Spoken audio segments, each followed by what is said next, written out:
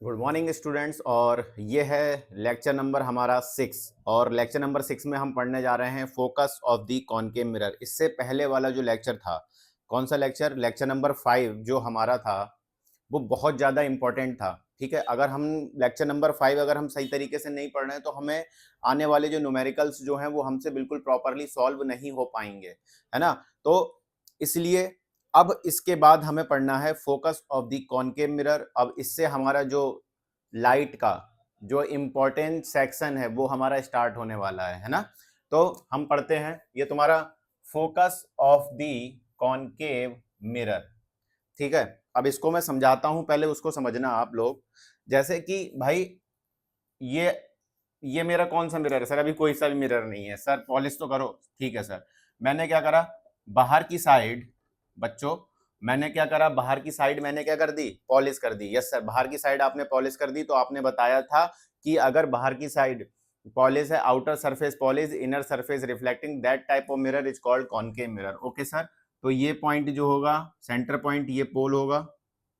ठीक है, ये मिरर किसी ना किसी स्फेयर का पार्ट होगा तो उसका कोई सेंटर होगा, और उस सेंटर को और पोल को ज्वाइन करने वाली लाइन जो होगी वो हमारी क्या होगी, सेंटर प्रिंसिपल एक्सिस होगी, है ना। बात समझ में आई नहीं आई है? यस सर, यहां तक की बात तो बिल्कुल हमारे क्या है, क्लियर है। Okay sir. अच्छा, अब मुझे क्या पढ़ना है सर? मुझे पढ़ना है focus of the concave mirror. ठीक है, तो अब मान लो कि कोई ऑब्जेक्ट जो है बहुत दूर है। ठीक है, जब कोई ऑब्जेक्ट हमारा बहुत दूर होता है तो उससे हम क्या मानते हैं कि उससे हमारी पैरेलल रेज आ रही हैं, है ना। जैसे कि भाई कोई ऑब्जेक्ट हमारा, जैसे ये मिरर है, मिरर से बहुत दूर कोई ऑब्जेक्ट है तो हम मानेंगे कि पैरेलल रेज आ रही हैं। ठीक है, तो ये पैरेलल रेज इस तरीके से आ रही हैं। ठीक है, या फिर हम इनको बोल दें इंसिडेंट रे। ठीक है, ये किसी हमारे ऑब्जेक्ट से निकल रही हैं। तो मैं ऑब्जेक्ट की डेफिनेशन मालूम ही है। ऑब्जेक्ट की डेफिनेशन क्या होती है? जो लाइट को इमिट करे, है ना। जैसे मान लो ये मिरर है, आपने लोगों ने देखा होगा सूरज से लाइट आ रही है, तो सूरज बहुत दूर है तो उसको हम मानेंगे कि पैरेलल रेज हमारी ऑब्जेक्ट से आ रही हैं। अच्छा, अब अगर ये जो मिरर है, इसका अगर मैंने कल बताया था, अगर क्या है, स्मॉल अपर्चर, अपर्चर कैसा है, स्मॉल है, छोटा अपर्चर है, छोटे अपर्चर का मिरर है, तो क्या होता है, ये जो पैरेलल रेज है ना, ये जो पैरेलल रेज हैं, ठीक है, जो पैरेलल रेज हैं जो प्रिंसिपल एक्सिस के पैरेलल हैं, तो रिफ्लेक्शन के बाद ये क्या करती हैं, प्रिंसिपल एक्सिस पे इंटरसेक्ट करती हैं, जस्ट लाइक दिस। जैसे ये वाली रेज है, ये भी किसी पॉइंट पे इंटरसेक्ट करेगी, ये वाली रेज है, ये भी किसी पॉइंट पे इंटरसेक्ट करेगी। तो ये जो पॉइंट होगा, देखो ये मिरर, ये पैरेलल रेज आ रही, पैरेलल रेज आ रही, तो ये कॉनकेव मिरर जो है, कॉनकेव मिरर क्या कर रहा है, रिफ्लेक्शन के बाद ये वाली साइड रिफ्लेक्टिंग सरफेस है, तो रेज को क्या कर रहा है, किसी एक पॉइंट पे, एक पॉइंट पे क्या कर दे रहा है, मर्ज कर दे रहा है, एक पॉइंट पे इंटरसेक्ट आके इंटरसेक्ट कर रही हैं। ठीक है, और ये पॉइंट जो है वो क्या है, सेंटर ऑफ कर्वेचर ऑफ पोल के, मतलब प्रिंसिपल एक्सिस पे ये जो पॉइंट है, तो ये जो पॉइंट होगा इसी को हम क्या बोलेंगे बच्चों, focus of the concave mirror. Understand? तो सीबीएसई बोर्ड में और अदर बोर्ड में वो तुमसे 2 या 3 नंबर में डेफिनेशन पूछ सकता है, what is the definition of focus of the concave mirror. तो आप लोगों को बताना पड़ेगा कि भाई focus of the concave mirror होता क्या है ना। तो पढ़ते हैं, number of rays parallel to the principal axis are falling on a concave mirror। मतलब कह रहा है कि अगर नंबर ऑफ रेस जो प्रिंसिपल एक्सिस के पैरेलल हैं वो अगर कॉनकेव मिरर पे पड़ रही हैं, तो कह रहे हैं ऑब्जर्व करो, क्या करो, ऑब्जर्व करो कि जो रिफ्लेक्टेड रेज हैं ऑब्जर्व करो जो रिफ्लेक्टेड रेज हैं, ये जो हमारी रिफ्लेक्टेड रेज हैं, ये क्या कर रही हैं, मीट कर रही हैं या फिर इंटरसेक्ट कर रही हैं किसी एक पॉइंट पे, जो पॉइंट कहां पे है, प्रिंसिपल एक्सिस पे है। ठीक है, तो ये जो पॉइंट होगा इसी को हम क्या बोलेंगे, principal focus of the concave mirror. बात समझ में आई नहीं आई, है ना। बिल्कुल बढ़िया तरीके से डेफिनेशन बिल्कुल बढ़िया तरीके से लिख रखी है। ठीक है, इसमें कोई डाउट नहीं होना चाहिए। ओके, अच्छा ठीक है सर। तो देखो ये वाला डायग्राम, देखो ये डायग्राम आप बना सकते हो अगर पेपर में आता है बच्चों। ये हमारा कॉनकेव मिरर है, ये जो हमारी रेज हैं ये रिफ्लेक्टेड रेज हैं, और ये रिफ्लेक्टेड रेज हमारे देखो यहाँ पे इस पॉइंट पे इंटरसेक्ट कर रही हैं, जो हमारा पॉइंट प्रिंसिपल एक्सिस पे लाई कर रहा है। तो इस पॉइंट को हम क्या बोल देंगे, प्रिंसिपल फोकस, ये हमारी प्रिंसिपल एक्सिस, और ये हमारा पोल वाला पॉइंट, तो ये कॉनकेव मिरर। अच्छा, अब एक बात और, क्या बात सर, क्या बात बतानी है आपको? मैंने भाई देख ये कॉनकेव मिरर था, लाइट आई पैरेलल और इसने क्या कर दिया, सब सारी रेस को क्या करा, एक पॉइंट पे इकट्ठा कर दिया।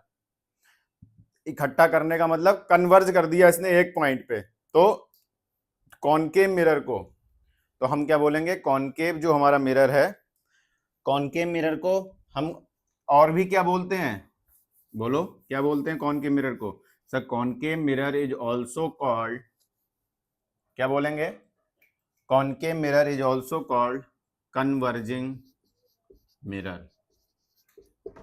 तो अगर कोई तुमसे पूछता है कि कन्वर्जिंग मिरर कौन सा होता है, तो तुम क्या बोलोगे? तुम बोलोगे sir concave, concave mirror, concave mirror जो होगा वो हमारा क्या होगा, कन्वर्जिंग होगा। ठीक है, concave mirror is converging in nature, क्योंकि अगर पैरेलल रेज आ रही हैं और मिरर से टकरा रही तो वो क्या कर देगा, एक पॉइंट पे जाके उन्हें क्या कर देगा, कन्वर्ज कर देगा। That is called converging mirror. तो कॉनकेव मिरर की प्रॉपर्टी होती है वो कैसा होता है, कन्वर्जिंग नेचर का होता है। लाइट रेज आएंगी तो उनको क्या करेगा, इकट्ठा करने का काम करेगा, है ना? बात समझ में आई? तो ये था हमारा focus of the concave mirror, और मुझे लगता है कि आप लोगों को बिल्कुल बढ़िया तरीके से समझ में आ गया होगा। और अगर पेपर में डेफिनेशन आती है तो बिल्कुल आप ये डेफिनेशन लिखो और ये डायग्राम बनाओ, पूरे नंबर आएंगे, कोई काटने वाला नहीं है। ठीक है, बात समझ में आई? तो इसको आप नोट डाउन करो और अपने चलते हैं दूसरी टॉपिक की तरफ।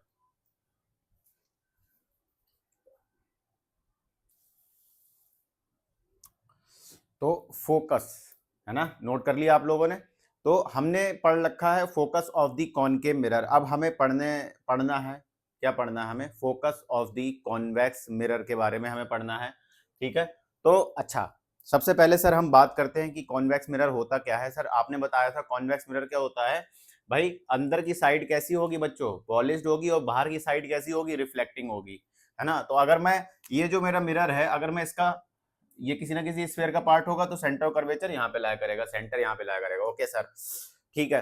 अच्छा सर, इसमें भी मान लो कोई ऑब्जेक्ट बहुत दूर है, ठीक है, बहुत दूर ऑब्जेक्ट है, और बहुत दूर ऑब्जेक्ट है, तो आपने बताया सर कि पैरेलल रेज आएंगी वहां से, तो ऑब्जेक्ट से मेरी पैरेलल रेज आ रही है, टक टक टक टक टक, ये हमारी पैरेलल रेज आ रही है। ठीक है, पैरेलल रेज आ रही है। अच्छा, अब सर क्या है, सर ये वाली सरफेस जो है, बाहर वाली सरफेस रिफ्लेक्टिंग है, अंदर की साइड क्या है, पॉलिश्ड है। अब सर क्या होगा, तो ये देखो, यहाँ पे जो लाइट रेज आएंगी, जैसे ये आई, फिर ये वाली सरफेस रिफ्लेक्टिंग है, तो इसको क्या कर देगा, इधर भेज देगा। ये आई, इसको इधर भेज देगा, ये आई, इसको इधर भेज देगा, ये आई, इधर भेज देगा। कहने का मतलब क्या है कि जो हमारा कॉन्वेक्स मिरर है वो क्या कर रहा है, लाइट को क्या कर दे रहा है, टकराने के बाद, रिफ्लेक्शन के बाद डाइवर्ज कर दे रहा है, समझ रहे? और कॉनकेव मिरर जो था वो क्या कर दे रहा था, कन्वर्ज कर दे रहा था। ठीक है, तो सर ये क्या कर रहा है, कॉन्वेक्स मिरर क्या कर दे रहा है, ये लाइट रे को क्या कर रहा है, डाइवर्ज कर दे रहा है ना? तो सर ये डाइवर्जिंग रेज जो हैं ये इस साइड तो मिलेंगी नहीं, है ना? तो हमने देखा ये जो हमारी रिफ्लेक्टेड रेज हैं, ये हमारी किसी, अगर मैं इनको आगे टिल्ट करता हूं जैसे यहां पे, तो ये जो एक पॉइंट है यहां से हमारी क्या हो रही है, नजर आते हुई हमें लगेंगी, ये जो रिफ्लेक्टेड रेज है हमारी फोकस से क्या कर रही हैं, आ रही हैं। ठीक है, तो अब यहां से देखो, the reflected rays appear to come from a point, मतलब ये जो रिफ्लेक्टेड रेज है ये हमें ऐसा लग रहा है, अगर मैं जैसे इस रिफ्लेक्टेड रेज को देखूं तो मुझे ये ऐसा लग रहा है कि ये फोकस से आ रही है, मतलब एक कोई पॉइंट है, ठीक है, तो यहां से आ रही है, तो मतलब रिफ्लेक्टेड जो रेज हैं वो हमें ऐसा लग रहा है किसी पॉइंट से आ रही हैं, और ये जो पॉइंट है वो प्रिंसिपल एक्सिस पे है, और ये जो पॉइंट होगा इसी को हम क्या बोलेंगे, प्रिंसिपल फोकस बोलेंगे कॉन्वेक्स मिरर का। आई बात समझ में? तुमने क्या सीखा इसमें, तुमने ये सीखा सर जो रिफ्लेक्टेड रेज है वो मुझे ऐसा लग रही है किसी एक पॉइंट से आ रही हैं सारी की सारी, तो ये जो पॉइंट होगा that is the point that is called principal focus of the convex mirror. और तुमने यहां पे देखा कि जो कॉन्वेक्स मिरर है वो लाइट रेज को क्या कर रहा है, डाइवर्ज कर रहा है। इसका मतलब जो कॉन्वेक्स मिरर जो होता है बच्चों वो क्या होता है, डाइवर्जिंग नेचर का होता है। ठीक है, तो इसको अपने दिमाग में सेट कर लेना, क्योंकि कई कई क्वेश्चन ऐसे होते हैं वो बोल देता है, वो बोलेगा न्यूमेरिकल में ऐसे बोलेगा कन्वर्जिंग मिरर, तो तुमको ना कॉनकेव दिया ना कॉन्वेक्स दिया, कन्वर्जिंग मिरर बोल दिया तो इसका मतलब कौन सा मिरर है, कॉनकेव मिरर। तुमसे बोल दिया डाइवर्जिंग मिरर तो इसका मतलब वो मिरर कौन सा है, कॉन्वेक्स मिरर है। ठीक है, तो अच्छा सर यहां तक बात समझ में आ गई। सर बिल्कुल बात समझ में आ गई है, मुझे कोई दिक्कत वाली बात नहीं है। सर ये क्या लिख रखा आपने, मैंने देख मैंने तुझे बताया था, क्या बताया था मैंने, जो डिस्टेंस होगी पोल से, मैंने तुझे बताया था, क्या बताया था, पोल से सेंटर ऑफ कर्वेचर की जो डिस्टेंस होगी that is called radius of curvature. ये मैंने क्या बोला था, रेडियस ऑफ कर्वेचर बोला था, नहीं बोला था? हाँ सर आपने बोला था। अब मैं एक चीज और बोल रहा हूं, क्या बोल रहा हूं, जो डिस्टेंस जो होगी कहां से, पोल से, सारी डिस्टेंस कहां से लेनी है, पोल से लेनी है। ठीक है, बात समझ में आई, और कहीं से नहीं लेनी है। तो पोल से फोकस की जो डिस्टेंस होगी that is called focal length. इसको हम बोलेंगे बच्चों, क्या बोलेंगे, फोकल लेंथ बोलेंगे। और इस फोकल लेंथ को मैं स्मॉल एफ से रिप्रेजेंट करता हूं, रेडियस ऑफ कर्वेचर को बच्चों में कैपिटल आर से रिप्रेजेंट करता हूं। आई होप तुम लोगों को बिल्कुल ये समझ में आ गया होगा। तो अगर तुम्हारे पेपर में आ जाती है कि भाई focus of the concave mirror की डेफिनेशन लिखो, focus of the convex mirror की डेफिनेशन लिखो, तो मुझे नहीं लगता कि अब आप खुद कोई दिक्कत होगी, क्योंकि बिल्कुल एज इट इज ऐसा ही छाप दो, पूरे नंबर मिलेंगे। ठीक है, ये बात भी तुम्हें सीखनी पड़ेगी कि भाई सीबीएसई बोर्ड में नंबर कैसे लाने हैं। अगर कोई कोई टॉपिक आता है, कोई थ्योरेटिकल पार्ट आता है, तो अगर तुम उसको अपनी लैंग्वेज में बना बना के लिख रहे हो ना, तो भाई नंबर नहीं मिलेंगे। नंबर मिलेंगे लेकिन अपनी लैंग्वेज में लिखोगे तो नंबर नहीं मिलेंगे। तो भाई जो बुकिश लैंग्वेज है उसको पूरा छापो और नंबर मिलेंगे। समझ तो अपने लोगों ने लिया, अब उस डेफिनेशन को अपने दिमाग में सेट करो, अब वही छाप के आओ, वही डायग्राम छाप के आओ, तब नंबर मिलेंगे। ठीक है, और बिल्कुल अच्छी हैंड राइटिंग में लिखो, अपनी हैंड राइटिंग इंप्रूव करो, क्योंकि तुम्हारी अगर हैंड राइटिंग अच्छी नहीं है तो समझ लो 10% तुम्हारी कम हो गई बोर्ड में। ठीक है, तो इसको आप नोट डाउन करो, इसके बाद हम अपना अगला टॉपिक पढ़ते हैं। ओके,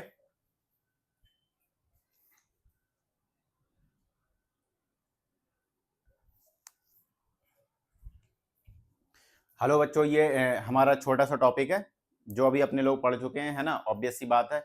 और ये शायद लेक्चर नंबर हमारा 6 है, तो लेक्चर नंबर 6 हमारा कंप्लीट हो जाएगा। और ऑलमोस्ट हमने, अगर हम देखें, हमने 30% अपना सिलेबस जो है वो अचीव कर लिया है लाइट चैप्टर का। कम से कम ये 6th लेक्चर है ना। तो अभी और लेक्चर आएंगे, न्यूमेरिकल्स पे क्वेश्चंस आएंगे। तो हम देखते हैं यहाँ पे relation relation between focal length and radius of curvature. Okay, the focal length F, जो फोकल लेंथ है, और जो रेडियस ऑफ कर्वेचर आर है स्फेरिकल मिरर का, of small aperture are related as. भाई मैंने तुम लोगों को बताया अभी, ठीक है। जैसे ये अगर हमारा बच्चों क्या है, कॉनकेव मिरर है, सर आपने बताया कॉनकेव मिरर, ये पोल, ये सेंटर कर्वेचर, ये फोकस, क्योंकि लाइट रेज यहाँ पे मिलेंगी। तो मैं कहने का मतलब क्या है कि ये जो रेडियस ऑफ कर्वेचर है, अगर ये रेडियस ऑफ कर्वेचर 40 है, तो ये डिस्टेंस, मतलब ये जो फोकस वाला जो पॉइंट होगा ना बच्चों, ये बीच में होगा। किसके बीच में होगा, सेंटर ऑफ कर्वेचर और पोल के बीच में होगा। मतलब अगर ये रेडियस ऑफ कर्वेचर 40 है तो फोकल लेंथ 20, अगर रेडियस ऑफ कर्वेचर 80 तो फोकल लेंथ 40। बात समझ में आई? अगर ये 20 तो ये 40, अगर ये 30 तो ये 60, अगर ये 40 तो ये 80, अगर ये 50 तो ये 100। तो मतलब रिलेशन क्या है कि रेडियस ऑफ कर्वेचर वो क्या होगा, डबल होगा किसका, फोकल लेंथ का। ठीक है बच्चों, ये सर क्यों पढ़ रहे हैं हम, ये इसलिए पढ़ रहे हैं क्योंकि किसी किसी क्वेश्चन में, किसी किसी न्यूमेरिकल्स में वो सीधा क्या दे देगा, रेडियस ऑफ कर्वेचर दे देगा, फोकल लेंथ तुम्हें डायरेक्टली नहीं देगा। तो तुम्हें क्या करना होगा, रेडियस ऑफ कर्वेचर को आधा करना होगा, वहां से तुम्हें फोकल लेंथ निकालनी पड़ेगी, है ना। तो बच्चों ये था हमारा लेक्चर नंबर 6, और मुझे लगता है कि आप लोगों को बिल्कुल समझ में आ रहा होगा प्रॉपरली। सारे डाउट्स जो हैं आपके धीरे धीरे क्लियर होते होंगे। और मैं ऑनलाइन क्लासेस भी लगा रहा हूं, जो बच्चे, और बहुत से बच्चे मुझसे जुड़े हुए हैं क्लास 10th में क्रैश कोर्स में। ठीक है, 3 मंथ्स या 4 मंथ्स में मैं उनका पूरा क्लास 10th का जो फिजिक्स का पोर्शन है वो निपटा दूंगा।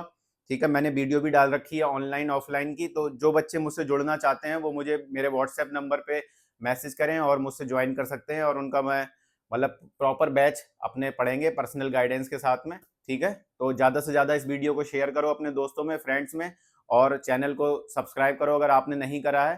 ठीक है, और थोड़ा सा कमेंट भी करा करो ताकि मुझे भी थोड़ा सा मोटिवेशन फील हो। Okay, thank you.